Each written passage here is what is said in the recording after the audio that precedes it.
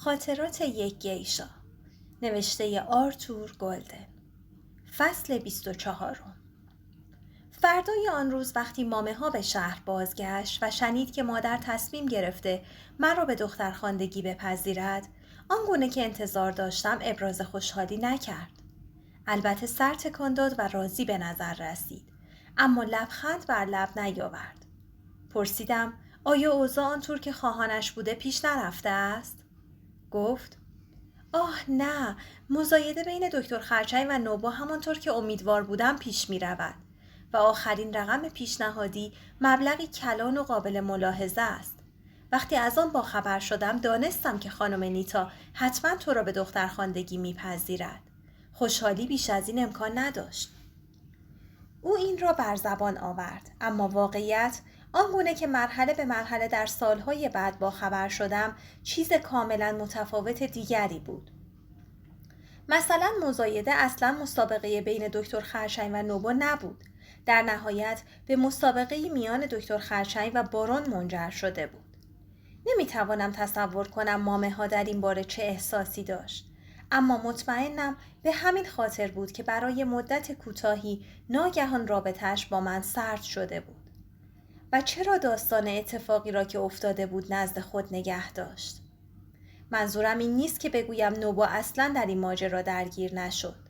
برای مزایده دوشیزگی من با پشتکار قدم به میدان گذاشت، اما فقط در چند روز اول، تا وقتی که مبلغ پیشنهادی مرز 8,000 ین را پشت سر گذاشت.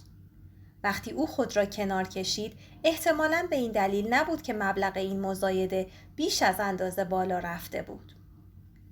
مامه ها از ابتدا می دانست که نوبا می تواند در برابر هر کس دست به اقدام بزند، اما اگر بخواهد. مشکلی که مامه ها پیش بینی نمی کرد این بود که نوبا علاقه چندان به این امر نداشت. مردهایی که وقت و پولشان را صرف دوشیزگی دخترها می کنند آدمهای به خصوصی هستند و آشکار شد که نوبا میان آنها جای نداشت. اگر به خاطر داشته باشید چند ماه قبل مامه ها گفت که هیچ مردی دنبال دوستی با یک کارآموز 15 ساله نمی رود مگر اینکه چشم به دوشیزگی او داشته باشد. در همان گفتگو بود که به من گفت حاضرم شرط ببندم که تنها به خاطر گفت و شنود نیست که نوبا به تو جلب شده.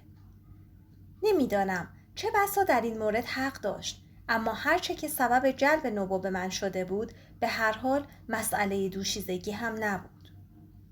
اما دکتر خرچنگ، او از آن مردهایی بود که ترجیح میداد طبق سنت خودکشی کند تا اجازه دهد کسی مثل نوبا دوشیزه‌ای را از چنگش برباید. البته چند روز گذشته او دیگر در واقع در این مزایده در برابر نوبا شرکت نداشت، اما خودش این را نمیدانست و مدیره چایخانه ایشیریکی تصمیم گرفته بود آن را به او نگوید. میخواست هرچه ممکن است رقم بالا برود.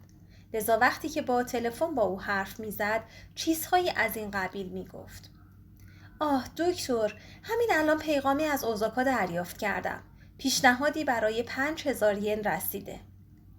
ممکن است که پیغامی از اوزاکا شنیده بود، ولی این پیغام میتوانست از طرف خواهرش باشد، چون این مدیره از دروغ‌های علنی خوشش نمی آمد.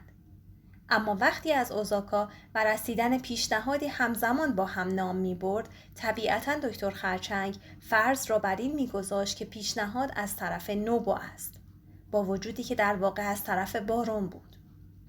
و اما بارون، او به خوبی از این مطلب آگاه بود که حریفش در این ماجرا دکتر است، اما به آن اهمیت نمی داد. خواستار دوشیزگی بود و از این فکر که آن را به دست نمی آورد لب برمی چید.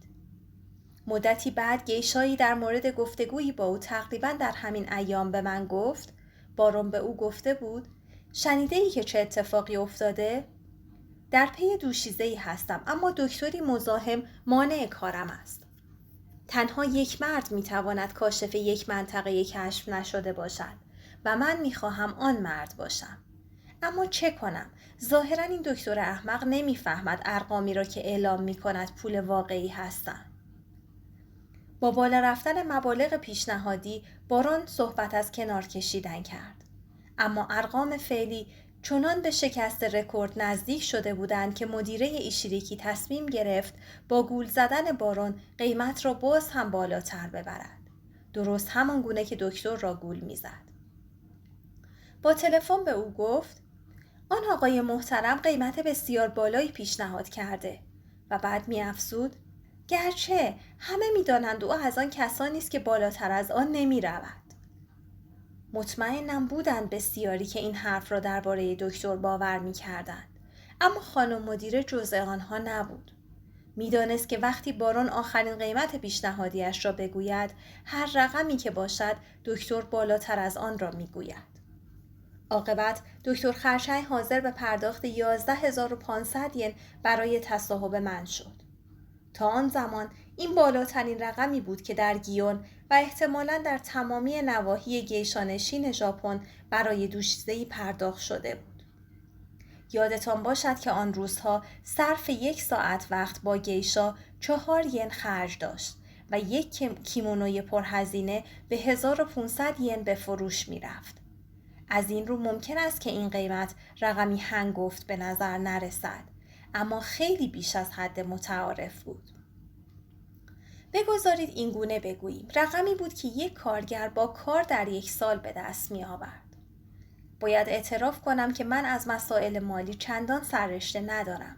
اغلب گیشاها به خود می بالند که هیچ وقت پول نقد با خود به همراه ندارند و هنگام خرید پول آن را به حساب می گذارند. حتی اکنون و در شهر نیویورک روال زندگی من به همان طریق گذشته است. برای خرید به مغازه‌هایی می‌روم که مرا به چهره می‌شناسند. شاگرد مغازه صورت کالای خریداریم را یادداشت می‌کند و دستیار بسیار نازنینی دارم که ترتیب پرداخت صورت حساب‌های آخر ماه را می‌دهد. بنابراین می‌بینید نمی‌توانم به شما بگویم خرجم در ماه چقدر بوده است. یا بهای 1 شیشه عطر چقدر بیشتر از 1 مجله است.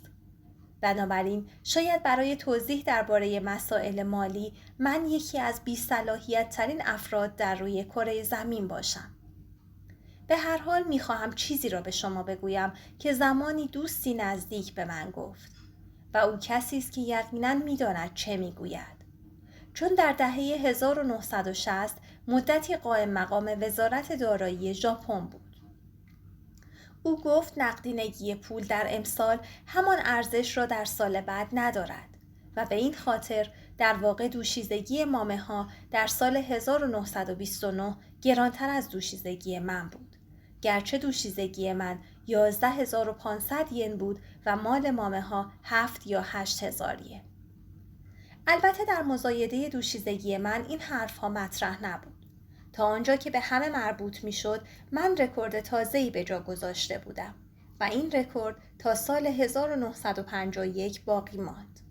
هنگامی که کاتسومیو پا به میدان گذاشت که به عقیده من بزرگترین گیشای قرن 20 بود. با وجود این طبق گفته دوستم در وزارت دارایی تا سال 1960 رکورددار واقعی مامه‌ها بود. اما حال چه رکورددار واقعی از آن من بود یا از آن کاتسومیو یا مامه‌ها یا حتی سالها پیش از آن در دهه 1890 مام میتسو، به خوبی می توانید مجسم کنید که وقتی مبلغ این پول به گوش مادر رسید چگونه دست کوچولوی قرمزش به خاریدن افتاد. دیگر نیازی به گفتن نیست که او به همین دلیل مرا به دخترخواندگی پذیرفت. برای پرداخت بدهیم به اوکیا این مبلغ بیش از حد لازم بود. اگر مادر مرا به دخترخواندگی نمیپذیرفت، بخشی از آن پول نصیب خودم میشد و می توانید مجسم کنید که مادر چه احساسی می کرد. وقتی که دختر اوکیا می شدم دیگر قرضی به وجود نمی آمد چون اوکیا همه مخارج را در خود جذب می کرد. اما اگر هم سودی به دست می آوردم آن هم در اوکیا حل می شد. نه تنها در زمان دوشیزگی بلکه همچنین بعد از آن و برای همیشه. مراسم دخترخواندگی هفته بعد از آن انجام شد. قبلا نام کوچکم به سایوری تغییر کرده بود. اینک نام خانوادگیم نیز تغییر کرد. زمانی در خانه شنگولیم در خلیج دریای ساکاموتو شیو نام داشتم. اینک نامم نیتا سایوری بود. از مهمترین لحظات زندگی یک گیشا مراسم زفاف که نوعی ازدواج است مسلماً بالاترین نیز شمرده می شود. زفاف من در اوایل ژوئیه 1935 وقتی که 15 سال داشتم انجام شد. مراسم در عصر و با نوشیدن یک فنجان ساکی که ما را به هم پیوند می‌داد آغاز شد. دلیل اجرای این مراسم این است که گرچه خود زفاف زود به پایان می‌رسد، اما دکتر خرچنگ برای همیشه عنوان صاحب زفاف مرا حفظ می‌کرد. درک می‌کنید، نه اینکه امتیاز به خصوصی برای او محسوب شود. این مراسم در چایخانه ایشیریکی انجام گرفت، در حضور مادر، خاله و مامه‌ها. مدیره ایشیریکی نیز در آن شرکت داشت و همینطور آقای بوکو، جامعه آرای من، چون همیشه جامعه آرا نیز در این قبیل مراسم حضور دارد. نماینده وابستگی گیشا است. رسمی ترین لباس کارآموزی را به تن داشتم. کیمونوی سیاه با 5 جقه و لباس زیرین قرمز که رنگ سرآغازی جدید است. مامه ها گفته بود که رفتارم جدی باشد، چنان که اصلاً شوخ طبعی ندارم. با در نظر گرفتن عصبی بودن هنگام عبور از راهروی چایخانه ایشیریکی با جمع شدن دنباله کیمونو به دور پایم هیچ مشکلی در جدی به نظر رسیدن نداشتم. بعد از انجام مراسم همگی برای صرف شام به رستورانی به نام کیچو رفتیم. این نیز برنامه رسمی دیگری بود. کم حرف زدم و کمتر از آن غذا خوردم. در رستوران که بودیم احتمالاً دکتر خرچنگ به فکر لحظات بعد بود و تا آن هنگام هرگز مردی کسل کننده تر از او ندیده بودم. هنگام صرف غذا به خاطر رفتار نجیبانه نگاه از بشقاب بر نمی داشتم. اما هر بار که از گوشه چشم به او نگاه می کردم می دیدم مثل مردهایی که در جلسه کار شرکت دارند از پشت عینک زمین را نگاه می کنند. صرف شام که با پایان رسید آقای بکو مرا با ریکشا به مهمانخانه زیبایی در محوطه معبد نانزنجی همراهی کرد. آن روز خود زودتر به آنجا رفته بود تا لباسهایم را در اتاق مجاور مرتب کند. اینک کمکم کرد تا کیمونویم را در بیاورم و کیمونوی ساده به تن کنم با یک عبی ساده که گره در پشت نداشت که برای دکتر موجب دردسر نشود. گره عبی را چنان بست که راحت باز شود. لباسم را که پوشیدم چنان عصبی شده بودم که آقای بکو مجبور شد برای بازگشت به اتاق و نشستن در کنار در به انتظار دکتر کمکم کند. تنها که ماندم وحشت غریبی وجودم را گرفت. گویی قرار است برای برداشتن کلیه یا کبد یا چیزی مثل آن تحت عمل جراحی قرار بگیرم. اندکی نگذشته دکتر خرچنگ آمد. گفت تا حمام می کند برایش سفارش ساکی بدهم. گمان می کنم منتظر بود که در درآوردن لباس کمکش کنم چون نگاه عجیبی به من انداخت. اما دستهایم چنان سرد و کرخت شده بود که فکر انجام دادن این کار را نمی توانستم بکنم. دقایقی نگذشته با لباس خواب از حمام بیرون آمد و در رو به باغ را باز کرد. در بالکن کوچک چوبی نشستیم و ساکی نوشیدیم و به صدای جیرجیرک‌ها و جویباری کوچک در پایین گوش دادیم. چند قطره ساکی روی کیمونویم ریخت، اما دکتر متوجه نشد. راستش به نظر نمی رسید که اصلا متوجه چیزی بشود، به جز پریدن ماهی در حوضی نزدیک که چنان نشانم داد گویی تا به حال چنین چیزی ندیدم. وقتی در بالکن نشسته بودیم مستخدمه‌ای آمد و دوشک‌هایمان را انداخت. دو دوشک در کنار هم. سرانجام مرا در بالکن تنها گذاشت و به داخل رفت. از گوشه چشم به او نگاه کردم. 2 حوله سفید از چمدان درآورد و روی میز گذاشت. این طرف و آن طرفشان کرد تا عاقبت راضی شد. همین کار را با بالشت یکی از دوشک‌ها نیز انجام داد. سپس آمد و کنار در ایستاد تا از جا بلند شدم و به دنبالش رفتم. وقتی که هنوز ایستاده بودم، عبیم را باز کرد و گفت روی یکی از دوشک‌ها راحت کنم. همه چیز به نظرم عجیب می آمد و چنان ترسیده بودم که به هر صورت نمی توانستم راحت باشم. اما به پشت خوابیدم و بالشی زیر گردنم گذاشتم. دکتر خرچنگ شروع به توضیح درباره زفاف کرد. می دانستم که صحبت در این باره در برخی از مردها سبب برانگیختگی میل می شود. اما او از این قبیل مردها نبود. توضیحش را که تمام کرد گفت: این دومین باری است که فرصتی به دست می آورم که نمونه خون تو را بگیرم. می خواهی نمونه اول را نشانت بدهم؟ متوجه شده بودم که او فقط چمدان سفرش را با خود نیاورده، بلکه جعبه چوبی نیز همراه دارد.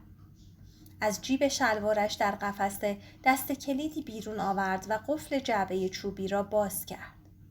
بعد جعبه را نزدیک آورد و درش را از وسط باز کرد. در این جعبه طبقاتی قرار داشت که رویش شیشه‌های کوچک با درهای چوب پنبه‌ای چیده شده بود و جلویشان نیز بندی برای نگه داشتن داشت. در گوشه طبقه پایینش وسایلی چون قیچی و پنس قرار داشت، اما بقیه آن پر از شیشه بود. تعدادشان شاید به 40 یا 50 می رسید. گذشته از چند شیشه خالی در طبقه بالا، این شیشه ها همه چیز در داخل داشتند، اما نمی دانستم چه. ولی وقتی دکتر چراغی از روی میز آورد، توانستم برچسب‌های سفید چسبانده شده به رویشان را بخوانم که نام گیشاهای مختلف بود. نام مامه ها را خواندم، همینطور نام مامه کیشی بزرگ را. تعدادی نام آشنای دیگر هم دیدم که نام کورین دوست هاتسومومو نیز در میانشان بود. بعد شیشه ای را بیرون آورد و گفت: این شیشه تو است.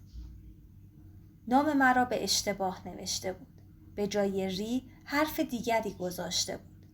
اما داخل شیشه چیز چغر شده‌ای بود که مثل هسته آلو به نظر می رسید، گرچه که بیشتر قهوه‌ای بود تا بنفش. دکتر چوب پنبه آن را برداشت و با پنس محتوایش را بیرون کشید. گفت: این تنظیبی است که با خون تو آغشته شده. وقتی پایت را بریده بودی، حتما یادت هست. معمولا نمونه خون بیمارانم را نگه نمی دارم، اما از تو خوشم آمده بود. بعد از گرفتن این نمونه بود که تصمیم گرفتم صاحب زفاف تو بشوم. فکر می کنم تصدیق می کنی که در این باره تو یک نمونه غیر معمول هستی. نه تنها نمونه زفافت را دارم، بلکه نمونه بریدگی چند ماه قبل پایت را نیز نگه داشتم. وقتی که دکتر به نشان دادن نمونه های خون دیگران که شامل خون مامه ها نیز می شد ادامه داد، انزجار خود را پنهان کردم. به نظر می رسید که این نمونه ها برای دکتر خرچنگ مجذوب کننده است. اما برای من، برای اینکه ادب به خرج بدهم، صورتم را به آن طرف نگه می داشتم. اما وقتی که چشم دکتر به آنها بود، نگاه به طرفی دیگر می بردم. ساعتی بعد وقتی کارش با من تمام شد، احساس کردم که گویی عملی را به پایان بردم. اما چنان احساس آسودگی خاطر می کردم که لبخند بر لب آوردم. درباره کل موضوع چیزی به نظرم مضحک می رسید. هرچه بیشتر به آن فکر می کردم، خنده‌دار بودنش بیشتر نظرم را می گرفت و چیزی نگذشته به قشقش خنده افتادم. باید صدایم را آهسته می کردم که به گوش دکتر در اتاق مجاور نرسد. اما از این فکر که آینده‌ام به طور کلی بستگی به این ماجرا داشته، با مجسم کردن تلفن‌هایی که در جریان این مزایده بین مدیره چایخانه و نوبو و بارون برقرار می‌شد و پول‌هایی که خرج می‌شد و باقی مخمسه‌ها، اکنون که نوبو را به چشم دوست می‌دیدم، ماجرا با او چه عجیب از آب در می‌آمد. اما در مورد بارون حتی نمی‌خواستم تصور کنم که با او چه می‌شد. وقتی که دکتر هنوز در حمام بود، تقه‌ای به در اتاق آقای بکو زدم. مستخدمه‌ای با عجله داخل شد که ملافه‌های دوشک را عوض کنم و آقای بکو کمکم کرد که لباس خواب بپوشم. بعداً وقتی دکتر خوابید از جا بلند شدم که بی سر و صدا حمام کنم. مامه ها گفته بود شب را نخوابم. شاید دکتر بیدار شود و چیزی لازم داشته باشد. اما با وجود تلاش در نخوابیدن نمیتوانستم جلوی چرت زدنم را بگیرم.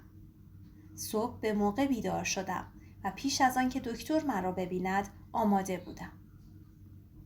بعد از صرف صبحانه کمک کردم تا دکتر خرچنگ کفشش را بپوشد و به بدرقه‌اش تا در مهمانخانه رفتم. پیش از آن که از در بیرون برود برای شب گذشته از من تشکر کرد و بسته‌ای کوچک به دستم داد.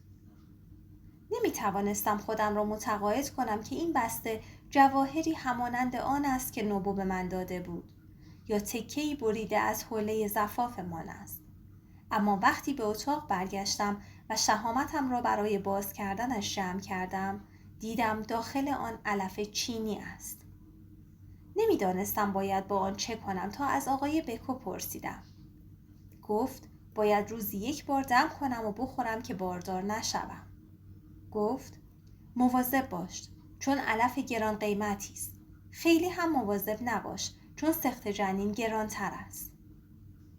توضیح آن عجیب و مشکل است، اما بعد از مراسم زفاف دنیا به نظرم به گونه‌ای متفاوت می رسید. کدو حلوایی که هنوز آن را نگذرانده بود به چشمم به نوعی بچه و بی تجربه می رسید. گرچه از من بزرگتر بود. مادر و خاله و همینطور هاتسومومو و مامه ها نیست.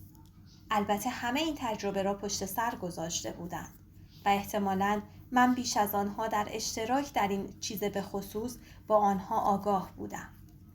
کارآموزها ها بعد از گذراندن زفاف گیسوی خود را به مدل تازه‌ای آرایش می کنند و به جای نوار نقشدار به دور شینیونشان نوار قرمز می بندند.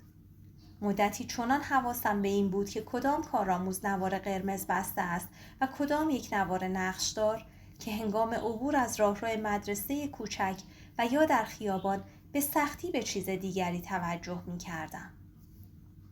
برای کسانی که زفاف را گذرانده بودند احترام تازه‌ای احساس می کردم و خودم را دنیا دیده تر از آنهایی می دیدم که این تجربه را پشت سر نگذاشته بودند. مطمئنم که همه کارآموزها بعد از گذراندن زفاف مثل من احساس می کنند و این احساس را دارند که تغییر کردند.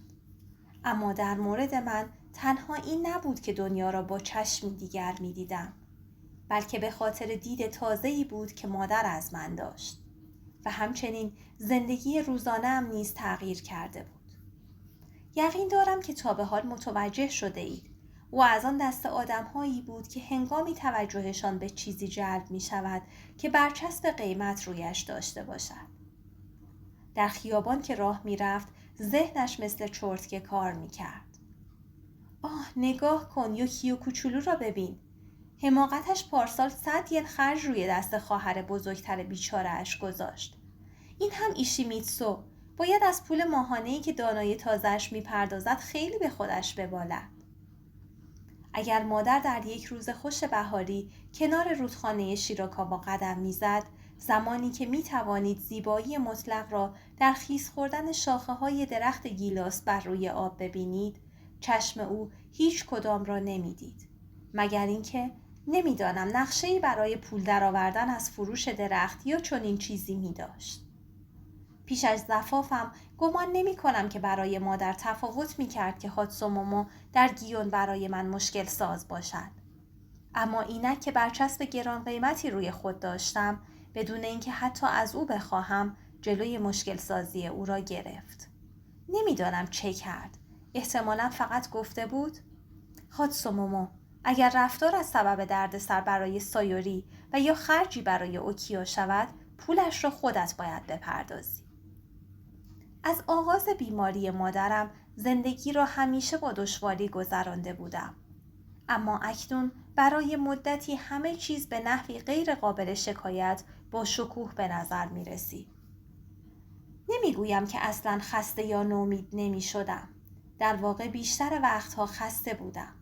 زندگی در گیون برای زنی که در آنجا کسب درآمد می کند چندان راحت نیست. اما جای شک ندارد که خلاص شدن از دست تهدیدهای هاتسومومو تسکین خاطر بزرگی بود. زندگی در اوکیا نیز لذت بخش بود.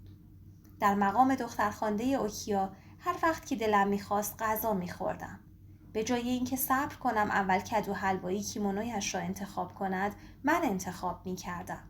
و همین که انتخاب می کردم، خاله حاضر و آماده پیش از آن که دست به کیمونوی هاتسومومو بزند، می آمد که با گرفتن درس آن را اندازه‌ام کند و یقه را به لباس زیرینم کوک بزند.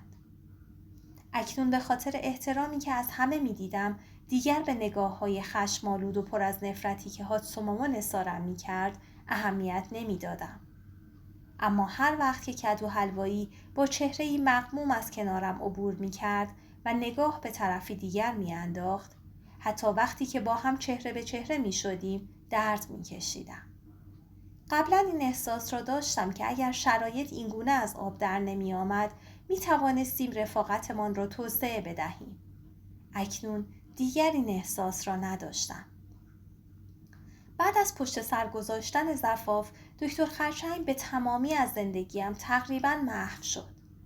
از کلمه تقریباً استفاده می کنم چون گرچه دیگر من و مامه ها به چایخانه شیرایی نمی رفتیم که از او پذیرایی کنیم، اما گاهی پیش می آمد که در مهمانی هایی در گیون به او بر می خوردم و آن سوی ماجرا، بارون، دیگر هرگز او را ندیدم.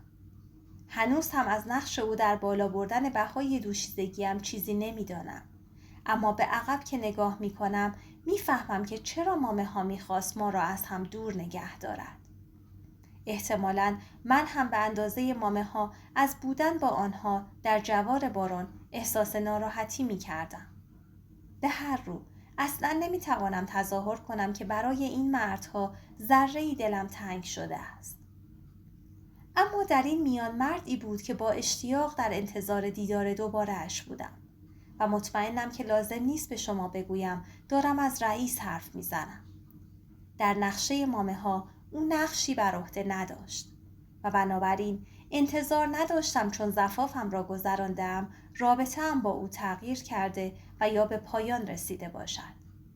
با وجود این باید اعتراف کنم که چند هفته بعد وقتی شنیدم مؤسسه لوازم برقی ایوامورا یک بار دیگر مرا برای پذیرایی به مهمانیشان خوانده است، خاطرم تسکین یافت.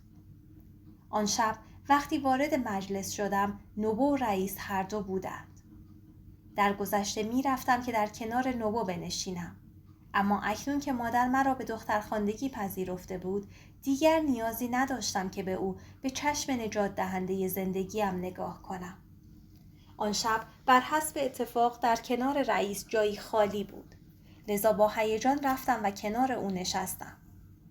برای او که ساکی می ریختم رفتاری گرم و دوستانه داشت و با بلند کردن فنجان به طرفم از من تشکر می کرد. اما در طول شب حتی یک بار هم نگاه به سویم نینداخت، در حالی که نوبو هر بار که نگاهش می کردم با چنان درخشندگی مرا می نگریست که گویی در جمع تنها من حضور دارم. معنای آرزوی کسی را داشتن را می دانستم.